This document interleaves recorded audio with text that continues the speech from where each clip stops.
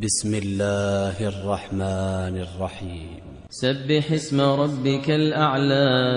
الذي خلق فسوى والذي قدر فهدى والذي أخرج المرعى فجعله غثاء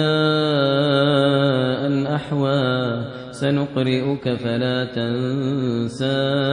إلا ما شاء الله إنه يعلم الجهر وما يخفى ونيسرك لليسرى فذكر إن نفعت الذكرى سيذكر من يخشى ويتجنبها الأشقى الذي يصلى النار الكبرى ثم لا يموت فيها ولا يحيا قد أفلح من